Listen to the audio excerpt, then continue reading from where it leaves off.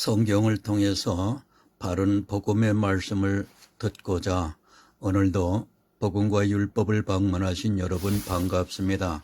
이 시간 야고보서 강의 38번째 시간으로 지난 시간에 이어 지혜와 총명에 대해서 여러분들에게 말씀을 전하고자 합니다.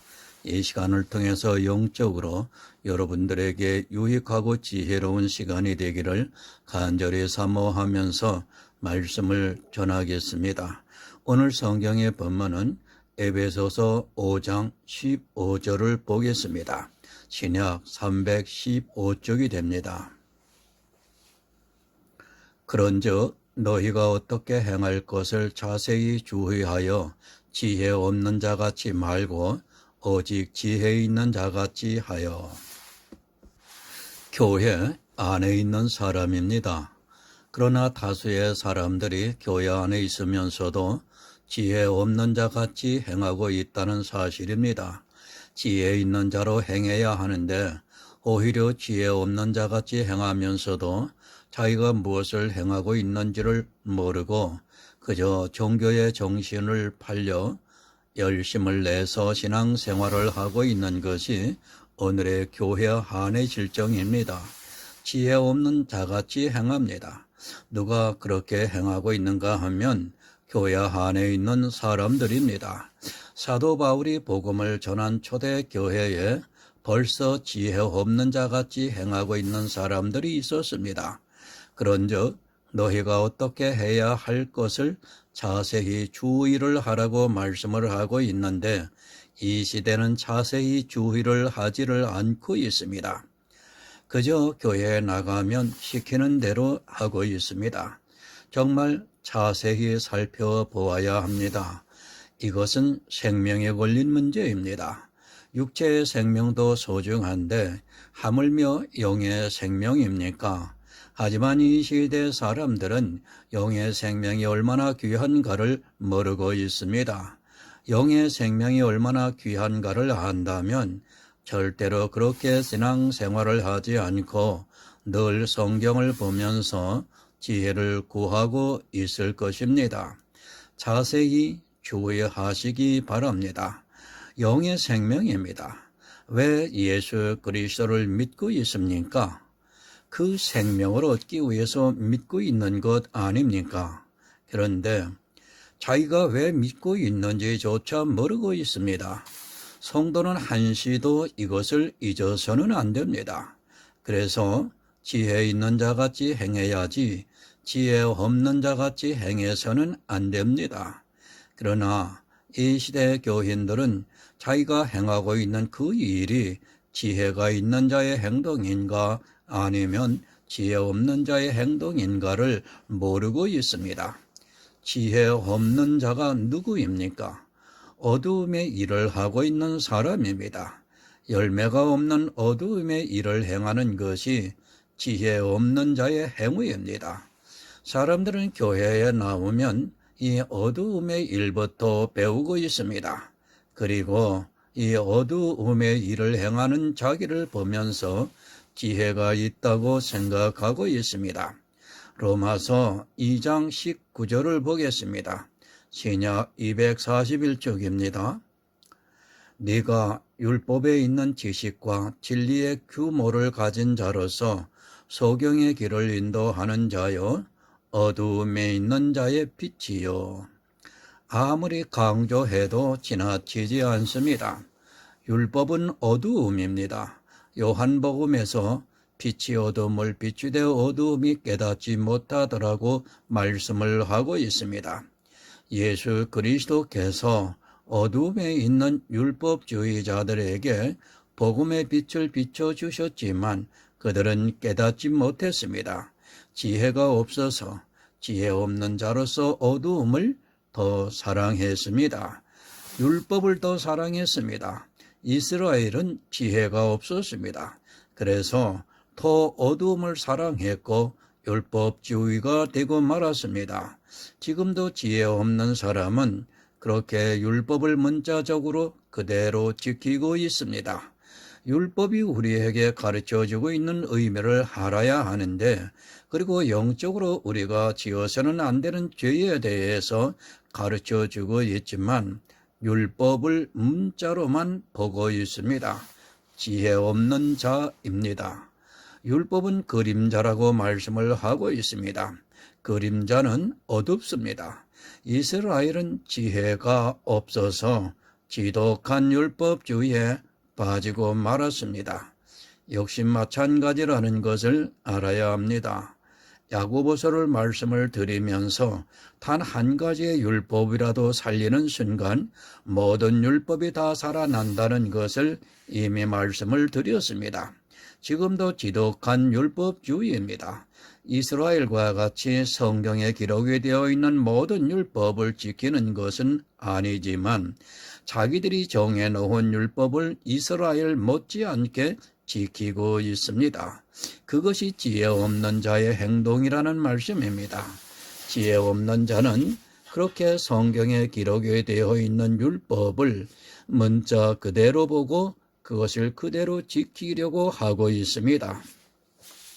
양의 털입니다. 그리고 배실입니다.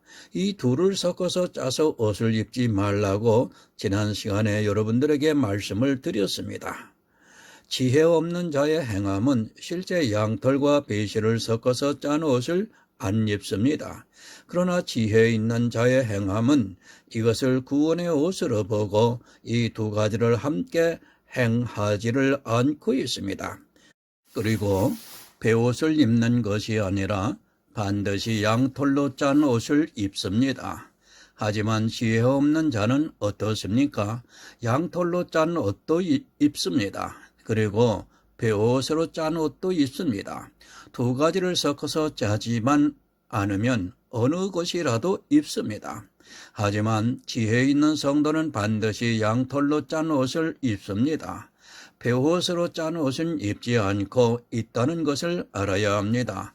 실제 입는다는 것이 아니라 예수 그리스도를 믿고 자기의 행위의 옷을 입지 않고 있다는 말씀입니다. 이러한 일들이 너무 많습니다. 한 가지 이해가 쉬운 것으로 말씀을 드렸지만 성경에는 너무 많은 말씀이 있습니다. 그러나 사람들은 예수 그리스도를 믿는다고 하면서도 이 어두움의 일을 더 사랑하고 있습니다. 예수를 믿는 것은 도무지 할 수 없지만 이 어두움의 일은 모든 사람이 아주 쉽게 알기 때문에 그것을 따라가고 있습니다. 율법 어두움입니다. 이제 참 빛이신 예수 그리스도께서 오셔서 비춰주셨습니다. 그러면 이제 그 어둠의 빛은 사라져야 합니다. 마치 우리가 그림자를 보고 있는데 태양이 비추면 그림자가 사라지는 것과 같이 주님께서 복음의 빛을 비춰주셨으면 이 율법이 사라지게 되어 있습니다.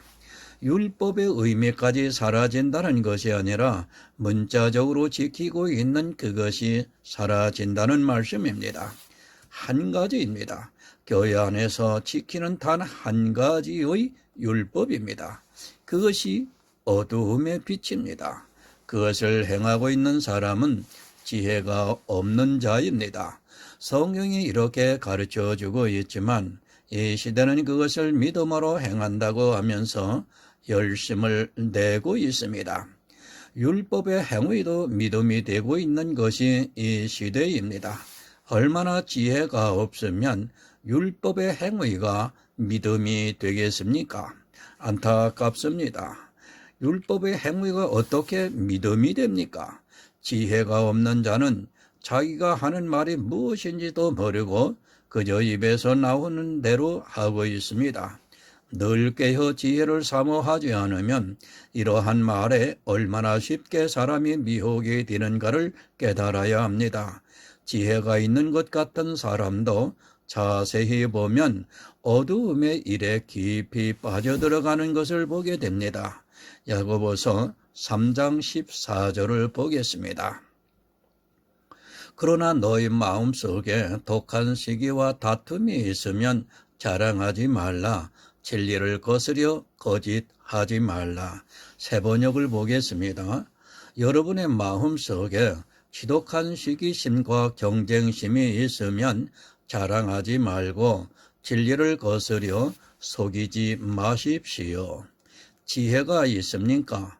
그 행함을 보이라고 말씀을 하고 있습니다. 그러나 여러분의 마음속에 독한 시기와 다툼이 있으면 자랑하지 말라고 말씀을 하고 있습니다. 지금 이 모든 말씀이 교회 안에 있는 사람들에게 하고 있는 말씀이라는 것을 한시도 잊어서는 안 됩니다. 누가 독한 시기와 다툼이 있습니까? 교회 안에 있는 교인들이 그렇다는 것을 말씀을 하고 있습니다. 지혜가 있고 그것을 온유함으로 그 행함을 보이고 있는 사람이 있고 또 마음속에 독한 시기와 다툼이 있다는 말씀입니다.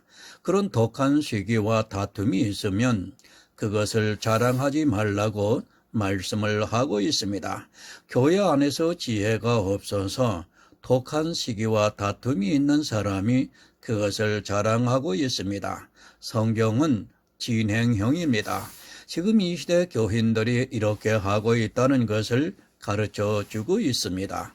하지만 사람들은 겸손의 모양을 내면서 성도로서의 삶을 살아가면서 자기들이 하나님을 아주 잘 믿고 있다고 생각을 하고 있습니다. 그 마음에는 독한 시기와 경쟁심이 있으면서도 깨닫지를 못하고 그저 모든 것이 하나님을 위하는 일이라고 하면 다 용납이 되고 있습니다. 독한 것이 무엇입니까? 고린도전서 5장 7절과 8절을 보겠습니다. 신약 268쪽입니다. 너희는 누룩 없는 자인데 새 덩어리가 되기 위하여 묵은 누룩을 내어 버리라. 우리의 유월절 양 곧 그리스도께서 희생이 되셨느니라. 이러므로 우리가 명절을 지키되 묵은 누룩도 말고 귀약하고 혹독한 누룩도 말고 오직 순전함과 진실함에 누룩 없는 떡으로 하자. 누룩입니다. 독한 것이 누룩입니다. 그러나 이 누룩을 모르고 있습니다. 무엇이 누룩인가를 바로 아시기 바랍니다. 우리의 유월절 양 예수 그리스도 외에는 다 누룩이라는 것을 깨달아야 합니다. 우리가 성경을 보고 있습니다. 그러나 그 성경이 문자적으로는 누룩이 된다는 말씀입니다. 혹독한 누룩입니다. 성경이라고 해서 모든 것이 다 가하다고 생각하지 마시기 바랍니다. 이스라엘이 이 성경을 보고 사망에 이르렀습니다.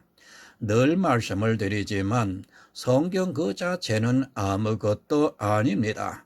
그저 글자에 불과하다는 것을 분명히 알고 있어야 합니다. 성경을 마치 신성시하는 사람들이 있는데 이 성경이 누룩이 되고 있습니다. 독한 것입니다. 성경을 모르면 그것은 독이 됩니다. 성경에서 생명을 얻어야 하는데 이스라엘은 이 성경을 보았지만 그것이 독이 되었습니다. 8절에서 말씀을 드렸지만 성경의 모든 말씀은 독이 될 수 있다는 것을 바로 알아야 합니다. 특히 누룩은 혹독합니다. 그러나 이 시대는 누룩이 무엇인지도 모르고 아무 것이나 받아 먹고 있습니다. 여러분, 오직 예수입니다. 우리가 믿는 것은 희생이 되신 유월절 양 예수 그리스도입니다.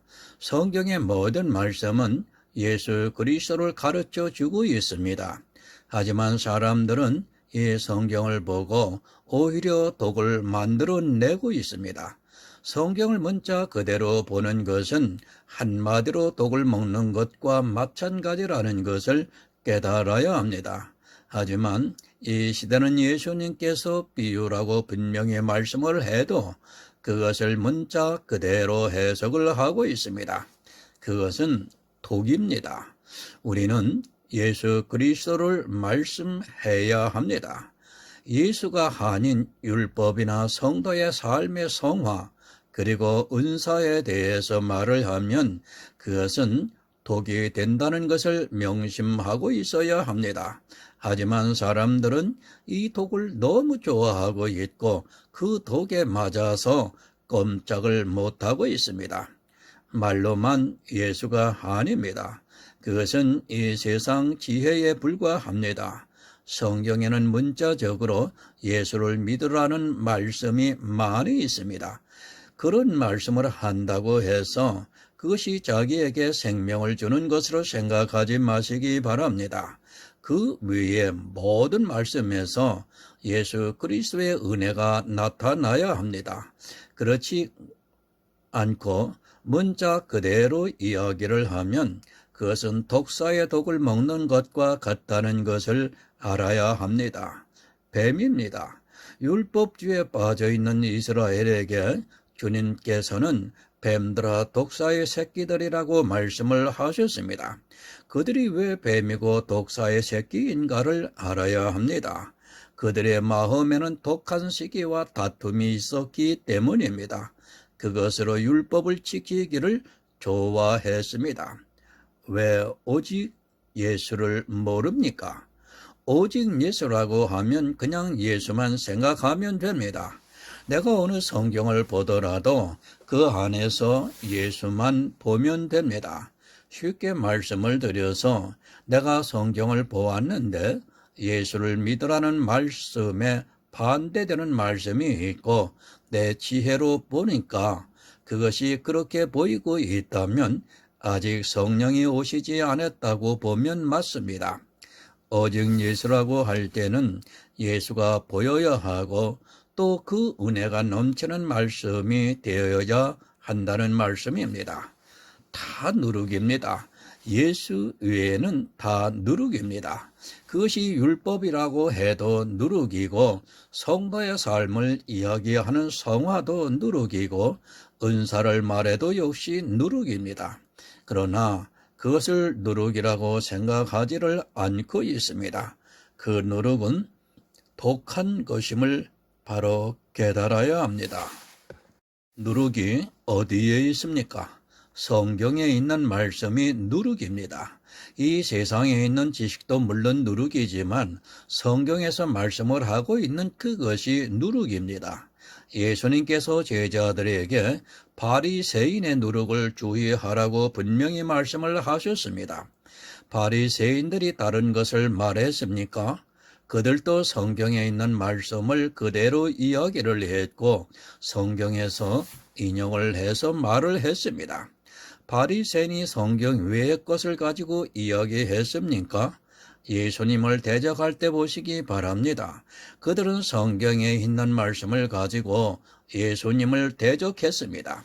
독한 것이 어디에 있는가 하면 바로 성경에 있습니다.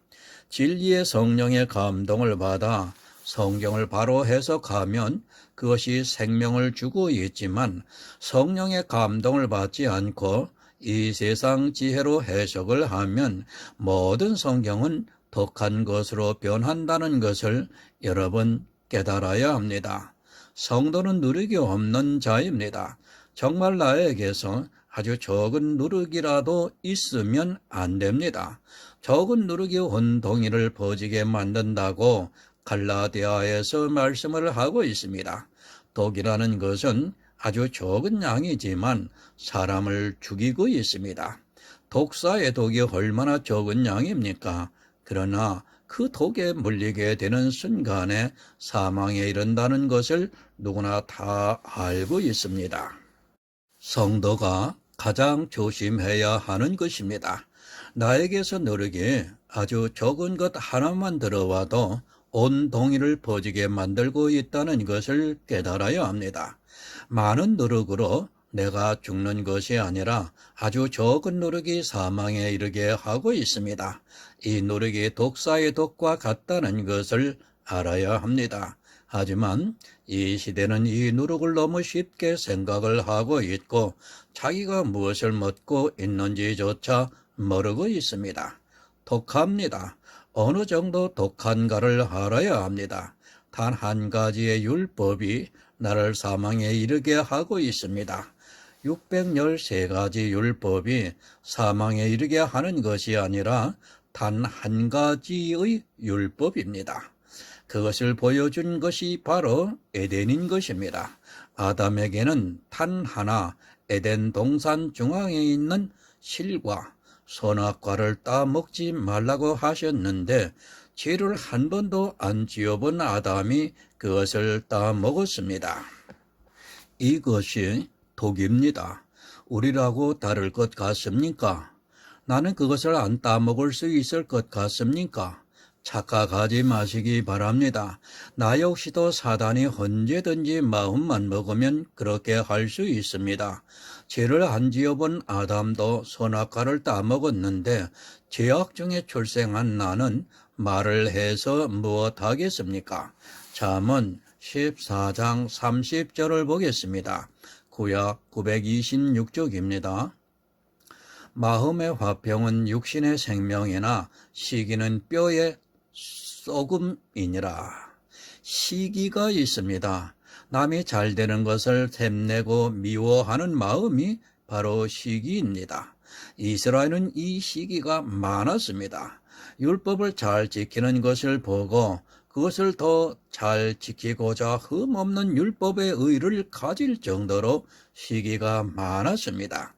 남이 율법을 잘 지키면 자기는 더 잘 지키기 위해서 시기가 났습니다. 지혜가 없으면 시기가 있습니다. 지혜가 있으면 남이 잘 되든지 말든지 별로 상관하지 않습니다. 그러나 지혜가 없으면 사람의 육체의 행위를 보기 때문에 독한 누룩이 있는 것을 보고 오히려 시기를 하고 있습니다. 이 독한 누룩이 사람의 이성으로는 너무도 좋게 보여지기 때문에 시기를 하고 있습니다. 이 시기가 뼈를 썩게 한다고 말씀을 하고 있습니다. 무엇을 가지고 시기를 합니까? 독한 누룩을 가지고 시기를 하고 있습니다. 이 시대도 역시 마찬가지입니다. 누가 무엇을 하나 새로 하면 그것이 시기가 나서 자기도 그보다 더 좋은 것을 하기 위해서 교회 안에서 얼마나 시기를 부립니까? 그것이 다 독한 누룩인데도 오히려 그것에 시기를 내고 있는 것이 교회 안에 있는 교인들의 모습입니다. 시기하지 마시기 바랍니다. 무엇을 가지고 시기를 하는가 하면 바로 누룩입니다. 예수를 가지고 시기를 하는 것이 아니라 예수 외의 것을 가지고 시기를 하고 있습니다. 구원을 받기 위해서 교회에 나온 사람들이 구원을 주는 진리에 대해서 시기를 해야 하는데 오히려 독한 것에 시기를 내면서 자기도 그것을 하고 싶어서 마음에서 미워하고 있습니다. 왜 이런 마음이 있습니까? 지혜가 없기 때문입니다. 지혜가 있으면 온유함으로 그 행함을 보이면 사실 시기를 하고 말 것이 없습니다. 그러나 시기가 없다 보니까 온유함으로 그 행함을 보이는 것이 아니라 교회 안에서 서로 자기가 잘한 것을 보이다 보니까 시기가 나게 되어 있습니다. 그것이 독한 시기라고 말씀을 하고 있지만 이 시대는 그것에 더욱 시기를 내고 있습니다. 뼈가 썩습니다. 사망에 이른다는 말씀입니다. 지혜가 없다 보니까 독한 시기가 있기 마련입니다. 이 독한 시기가 나쁜 것이 아니라 하나님을 위해서 더 잘하고자 하는 모든 행위에서 나오고 있다는 것을 깨달아야 합니다. 자기 뼈가 썩는 시기를 하면서도 그것을 깨닫지 못하고 있습니다. 디도서 3장 9절을 보겠습니다. 신약 350쪽입니다. 그러나 어리석은 변론과 족보 이야기와 분쟁과 율법에 대한 다툼을 피하라. 이것은 무익한 것이요 헛된 것이니라. 아멘. 율법은 다툼을 일으킵니다. 왜 다툽니까? 이것을 지켜야 한다고 하고 있고 그것을 지키지 못하는 사람을 보면 다툼이 되고 있습니다. 누구는 율법을 잘 지키고 있습니다. 그런데 누구는 율법을 잘 못 지키고 있습니다.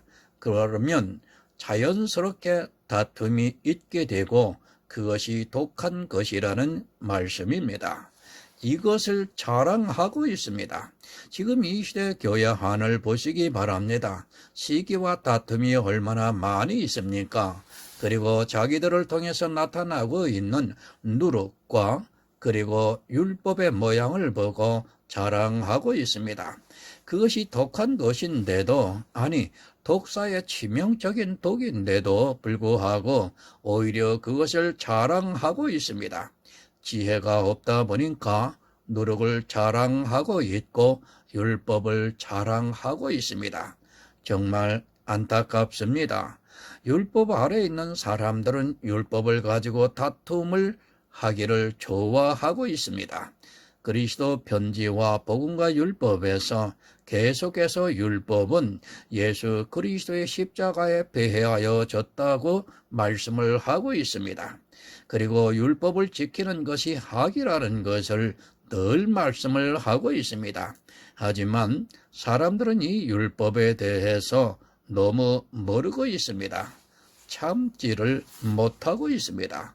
제가 예수 그리스도를 믿지 말라고 한다면 그들은 분을 내거나 다툼을 일으키지 않고 그냥 갈 것입니다. 하지만 이 율법이 뭐가 그리 대단하다고, 아니 자기들을 죽게 하는 율법인데도 그것을 변론하느라고 복음을 방해하고 있는 것을 보면 참으로 안타깝습니다. 율법을 가지고 여러분 다투지 마시기 바랍니다. 왜 율법을 가지고 다투고 있는가 하면 그것을 지켜야 한다고 다툼을 일으키고 있습니다. 그런 그들이 과연 율법을 다 지키고 있는가 하는 문제입니다. 자기들도 역시 율법을 다 지키지 못하고 있으면서 율법을 지켜야 한다고 주장을 하고 있습니다. 성경에 기록이 되어 있는 613가지 율법을 다 지키라고 다툼을 한다면 그래도 괜찮습니다. 하지만 어떻습니까? 자기들이 지키고자 하는 율법에 대해서 다툼을 일으키고 있습니다. 율법에 대해서 다툼을 하려면 일단 자기부터 성경에 기록이 되어 있는 모든 율법을 항상 다 지키고 다툼을 해야 합니다. 하지만 스스로 율법을 어기고 있는 그들이 율법을 가지고 다툼을 일으키고 있는 것을 보면 도대체 생각이 있는지 의심스럽습니다. 이성을 이뤘습니다. 사람이 한번 옳다 생각을 하면 다른 것을 생각하지 않습니다. 자기가 지키고 있는 몇 가지 율법을 가지고 다툼을 하고 있습니다. 정말 이스라엘과 같이 613가지 율법을 지키고 있으면서 다툼을 일으키고 있다면 그래도 이해가 됩니다. 하지만 자기들 스스로가 율법을 지키지 않고 있으면서 다툼을 일으키고 있는 것을 보면 도무지 이해가 안 됩니다. 헛된 것입니다. 율법을 지키는 자체가 헛된 것입니다. 사도 바울이 율법을 지키라고 다툼을 하는 그 자체가 헛되다고 말씀을 하고 있지만 이 시대는 율법에 너무 깊이 빠져 있습니다. 이스라엘과 같이 613가지 율법에 빠져 있는 것이 아니라 자기들이 지키고 있는 몇 가지 율법에 이스라엘 못지않게 욕심을 부리면서 그것으로 의를 삼고자 다툼을 하고 있습니다. 율법 다 지킬 수 있습니까? 왜 예수 그리스도께서 이 세상에 오셨는가를 모르고 있습니다. 어느 누구도 율법을 다 지킬 수 없습니다. 선하고 의롭게 사는 것을 포기하라고 이 말씀을 하는 것이 절대 아닙니다. 하지만 사람은 율법을 지킬 수 없다는 것을 알고 있어야 합니다. 그래서 헛된 것입니다. 율법으로 의롭다함을 얻으려면, 생명을 얻으려면 율법책에 기록이 되어 있는 모든 율법을 항상 다 지켜야 하는데 그렇게 할 수 있는 사람이 없기 때문에 어차피 율법으로는 진노를 받을 수밖에 없습니다. 그렇다면 그것은 헛된 것이 되고 만다는 것을 깨달아야 합니다. 그것으로는 구원을 받을 수 없습니다. 왜 율법의 다툼이 헛된가 하면 교회 안에서 지키는 그 율법으로는 생명을 얻을 수 없기 때문입니다. 나에게 생명을 주지 못하는 것이라면 그것을 헛된 것입니다.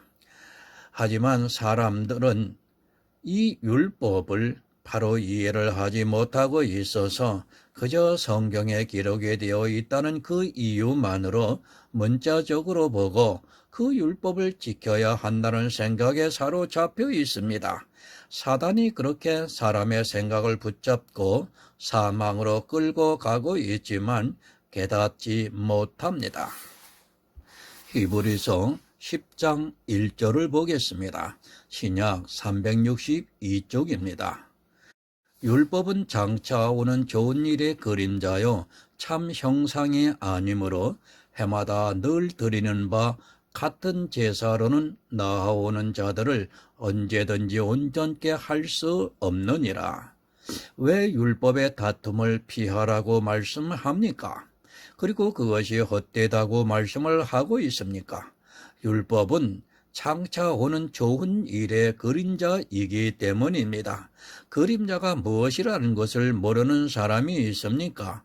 장차 참 형상이 오면 사라지는 것이기 때문에 그림자라고 말씀을 하고 있습니다. 온전케 할 수 없습니다. 율법을 아무리 지켜보아도 온전케 되지 않습니다. 성경에서 누가 율법으로 온전케 되었다고 말씀을 하고 있습니까? 아담과 하와가 지음을 받은 이후로 어느 누구도 율법으로는 온전케 되지를 못했습니다. 율법으로 온전케 되지 못했다면 그것으로 다툼을 일으키고 있는 자체가 얼마나 헛되고 무익한 것임을 바로 깨달아야 합니다. 성도로서의 삶이라고 하지 마시기 바랍니다. 어느 선지자가 율법이 성도로서의 삶이라고 말씀을 하고 있습니까? 왜 성경에 없는 말을 자기들이 만들어내서 마치 그런 것 같이 이야기를 하고 있는지 이해가 안 됩니다. 또 그 말이 성경에 있는지 없는지도 모르고 그저 누군가가 그 이야기를 하면 마치 있는 것으로 생각하고 성경을 볼 생각도 하지 않고 그대로 받아들이고 있습니다. 이스라엘을 통해 보여주셨습니다. 그들이 성도로서의 삶을 살았습니다. 그래서 흠없는 율법의 의를 가졌습니다.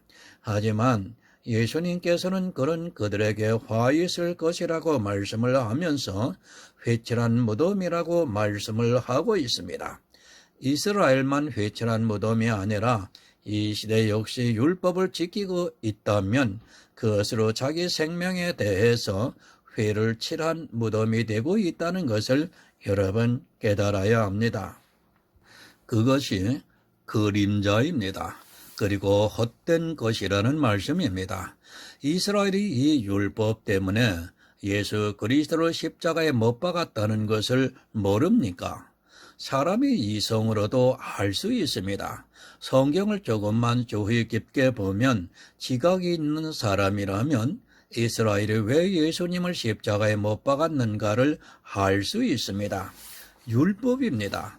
자기들이 지키고 있는 흠없는 율법 때문에 그것의 의를 헛것이라고 말씀을 하시는 주님을 참을 수 없었던 것입니다. 이 시대도 역시 율법에 미혹이 되어 있는 사람들은 그렇게 복음에 저항을 하고 있습니다. 누가 예수 그리스도를 대적했는가를 성경을 통해서 알기만 해도 자기들이 지키고 있는 그 율법을 가지고 다툼을 일으키지 않고 헛된 것에 집착을 하지 않을 수 있는데 성경을 보면서도 도무지 깨닫지를 못하고 있습니다. 율법, 사람의 이성으로 좋습니다. 이 세상을 살아가는 데 있어서 법대로 살아가야 합니다. 그것은 이 세상 법으로 되어 있기 때문입니다. 하지만 예수 그리스도를 믿는 그것은 그런 율법이 아니라 마음의 법입니다. 그것이 바로 믿음이라는 것을 가르쳐주고 있지만 이 믿음의 비밀을 모르고 있습니다. 요한열서 1장 6절을 보겠습니다. 신약 388쪽입니다. 만일 우리가 하나님과 사귐이 있다 하고 어두운 가운데 행하면 거짓말을 하고 진리를 행치 아니함이거니와.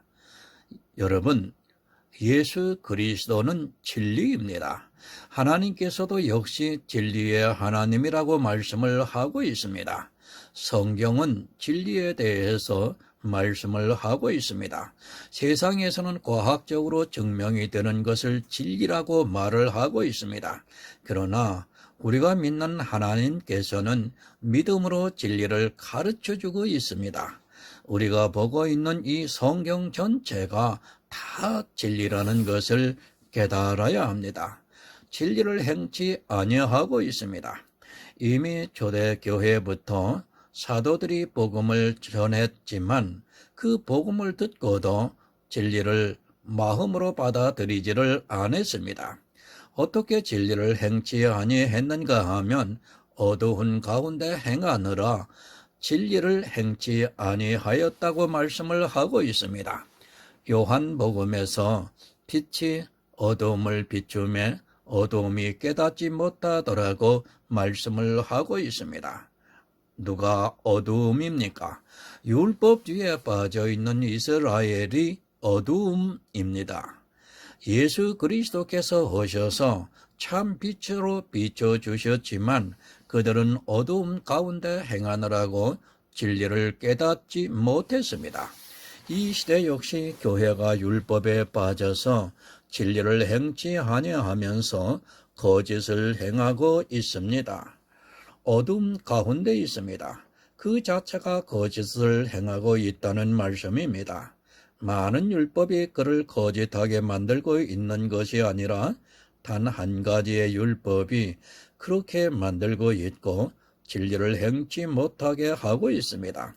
성경은 예수 그리스도를 믿어서 영생을 얻으라고 말씀을 하고 있지만 성경을 보면서도 그림자를 그대로 보다 보니까 율법을 문자 그대로 지키면서 어두움 가운데 행하고 있습니다.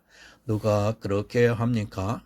하나님과 사귐이 있다고 하는 교회 안에 있는 사람들이 그렇게 하고 있다는 말씀입니다. 이 세상 모든 종교, 국가, 사회는 다 율법주의입니다. 하지만 하나님께서는 그 율법을 지킬 수 없는 인생들에게 율법의 한계를 깨닫게 하시고 예수 그리스도를 믿어 영생을 얻게 하시고 있습니다. 하지만 이스라엘이 어두움 가운데 있다 하나님으로부터 버림을 받았고 이방의 교회 역시도 313년 이후로 급속하게 타락을 해서 어두움 가운데 행하고 있습니다. 아니, 초대교회부터입니다. 유대인들에게 먼저 복음이 전해졌지만 그들은 자기 조상 대대로 지킨 율법을 쉽게 버리지를 못했습니다. 아니, 오히려 그들에 의해서 이방의 교회에 율법주의가 들어왔습니다. 사도들은 오직 예수 그리스도를 믿어 구원을 얻는 복음을 전했지만 유대인들에 의해서 율법이 교회 안에 가만히 들어와서 진리를 거스려 거짓말을 하고 있었습니다. 야고보서는 그것을 말씀을 하고 있습니다.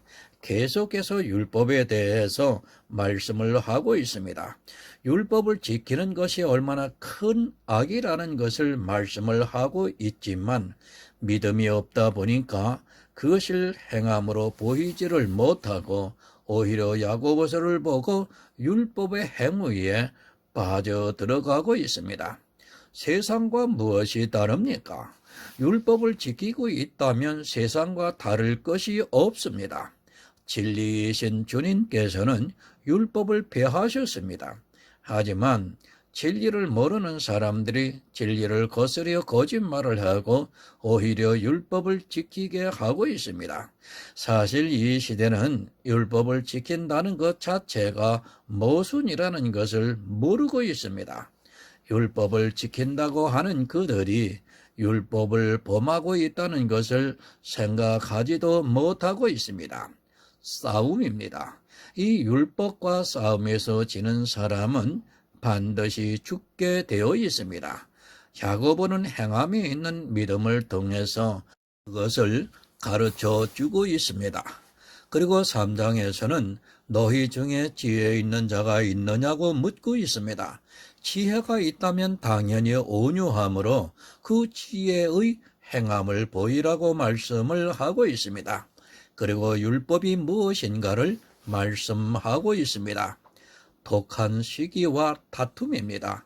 그것을 자랑하지 말라고 말씀을 하고 있습니다. 하지만 이 시대는 그 독한 시기와 다툼을 자랑하고 있습니다.